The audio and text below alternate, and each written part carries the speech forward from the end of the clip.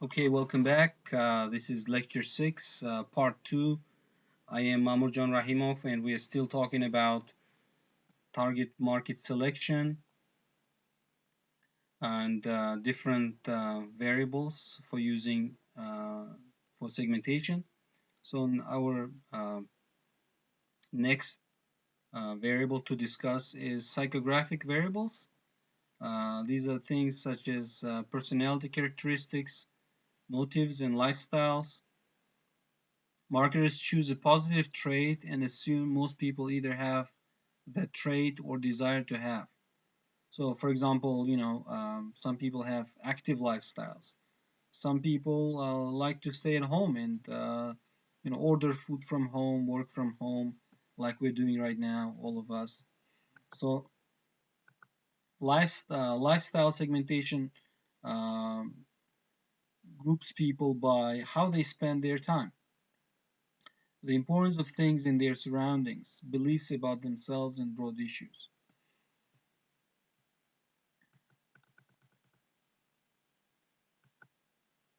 So, oh, by the way, I forgot to mention one more example.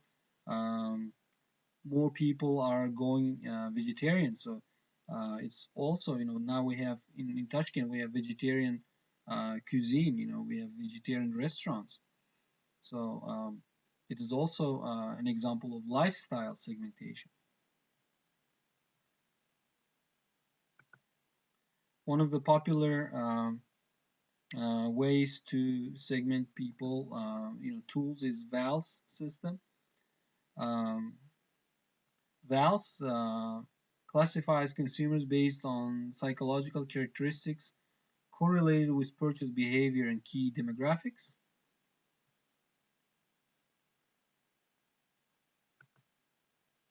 Markets can be divided according to behavioristic variables, um, according to their behavior toward the product, usually some aspect of product use.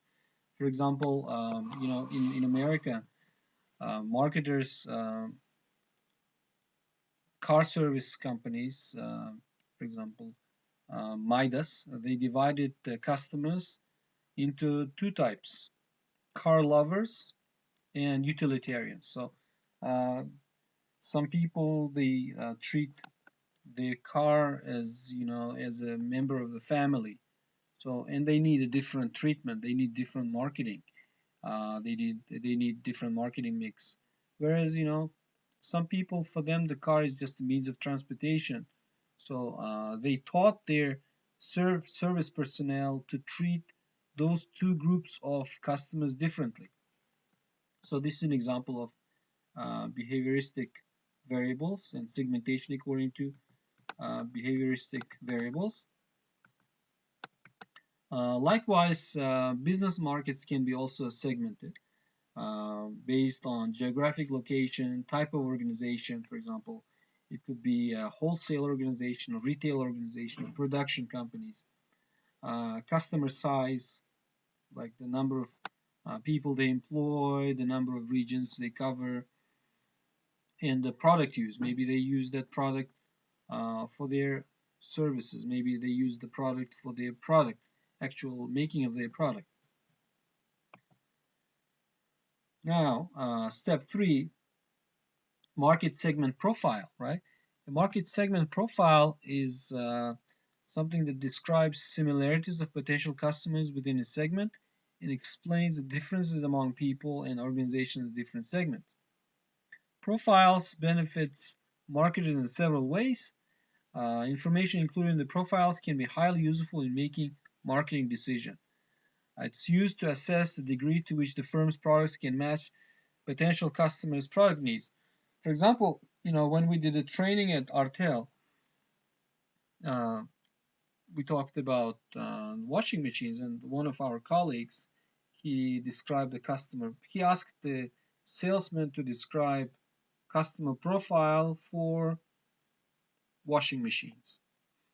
But then after that salesman wasn't sure, then this expert he described, for example, Artel washing machines customers as a woman at her 50s in a Spark, white collar Spark, and most likely purchasing that as a dowry to her daughter, right, as a gift uh, for her newly married daughter, right? So this is an example of profile.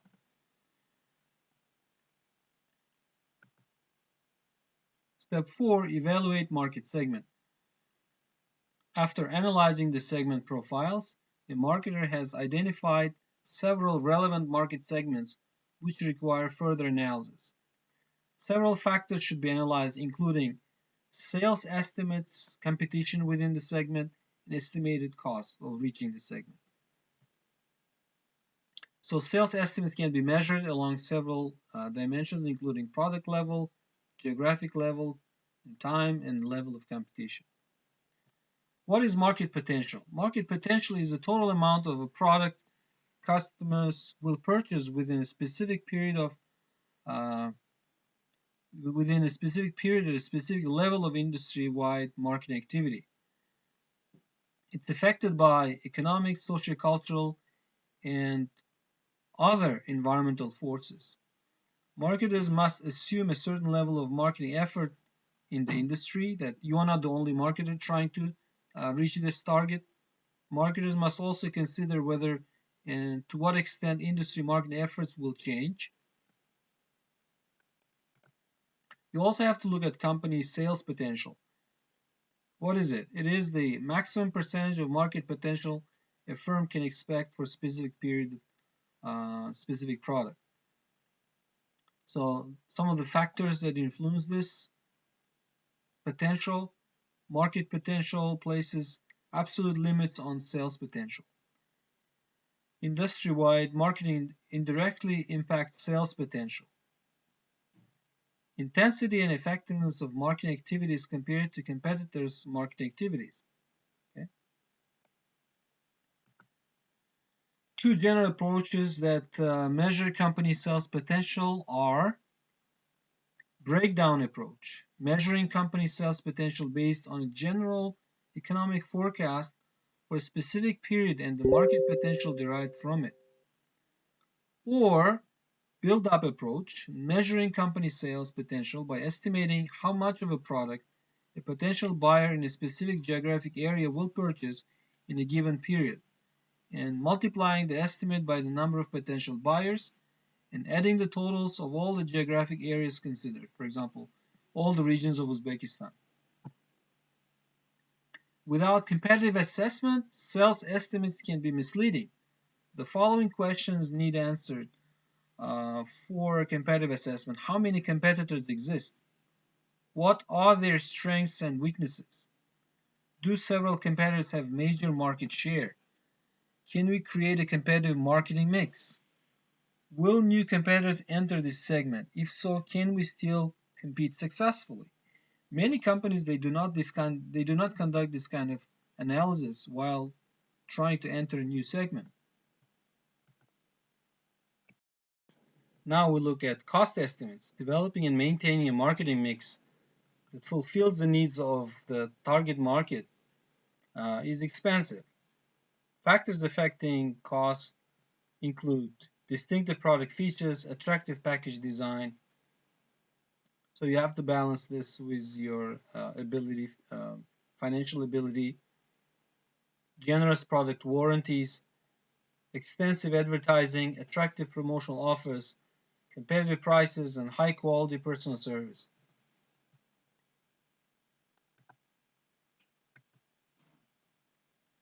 Step 5, select target markets. In selecting a target market, it must be determined if the customer's needs differ enough to warrant use of market segmentation. Maybe you could just do undifferentiated marketing and achieve more. So market segmentation is only done when you can do more by focusing on different segments with different marketing mix. Segmentation analysis will show if the customer's needs are homogeneous and would benefit from an undifferentiated targeting strategy.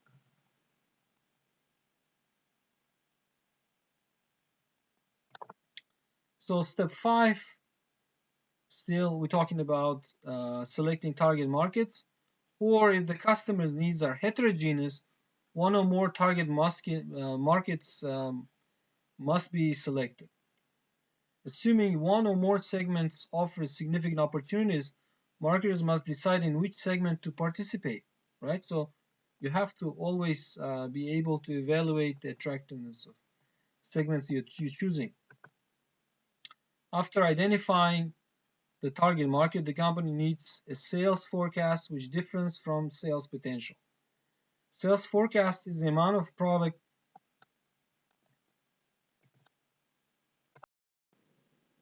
a company expects to sell during a specific period at a specific level of marketing activities, like how much advertising you're going to do, which markets, which cities you're going to cover. There are a number of forecasting methods falling into 5 categories. Executive judgment, we're going to look at them separately in the next slides. So executive judgment is a sales forecasting method based on intuition of one or more executives in the company because they have worked in industry for so many years, and they have developed some kind of intuition. They can make a sales forecast. Customer forecasting survey is asking customers regarding the types and quantities of products they intend to buy during a specific period. Could be next 6 months, could be within a year or within several years. Like car companies, they do this all the time. They ask you what kind of car you have, and are you planning to buy a new car in the next 6 months. Also, Salesforce forecast is popular, where your wholesalers and retailers who are closer to the market, who interact with customers every day, they can help you estimate future sales.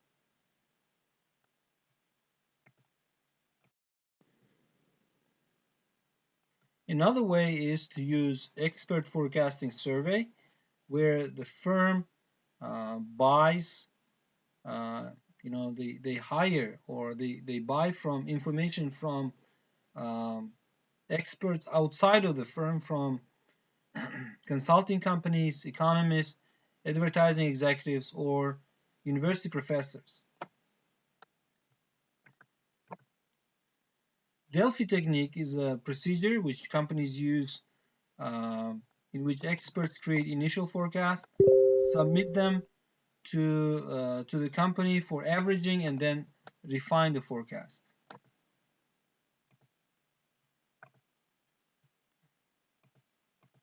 Companies also use time series analysis, which is a forecasting method that uses historical sales data to discover patterns in the firm's sales over time, and generally involves trends, cycles, seasonal, and random factor analysis.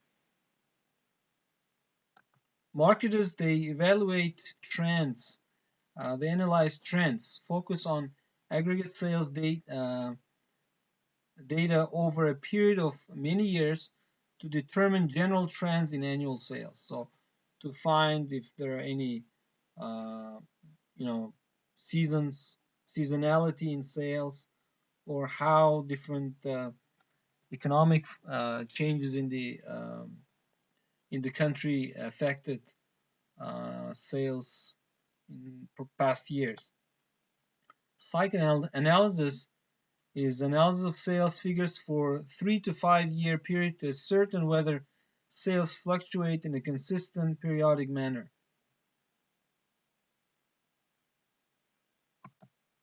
Then there is seasonal analysis of daily, weekly, or monthly sales figures to evaluate the degree to which seasonal factors influence sales. Like modern supermarkets, modern online stores are able to analyze even minute by minute, hour by hour sales figures, so that they can hire more people, more cashiers, more people in the shipping area, for packing area, right? So in order to optimize their cost. And random factor analysis is an analysis attempting to attribute erratic sales variations to random non-recurring events such as severe weather, storms, earthquakes, and economic shocks.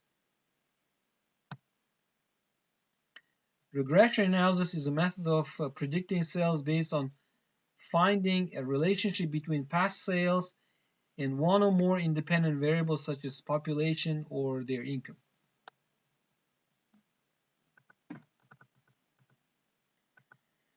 A market test makes a product available to buyers in one or more areas and measures purchases and consumer responses to distribution, promotion, and price. For example, McDonald's, which has more than 34,000 restaurants worldwide. Most of them work through franchise system. They have their near Chicago. They have their restaurant, large McDonald's restaurant, where all the new menus are tested. Like new salad, they try to test the new packaging for the salad, and then pricing and menu and advertising. And if it works well in that one McDonald's, they spread to several others, and then they use that marketing, well-tested marketing mix all over the world.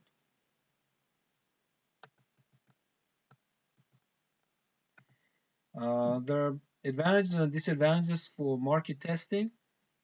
Advantages are effective for new products, also effective for introducing existing products in a new geographic area. Disadvantages are they're time consuming and expensive, not guaranteed that replication from the test market to the national market would work.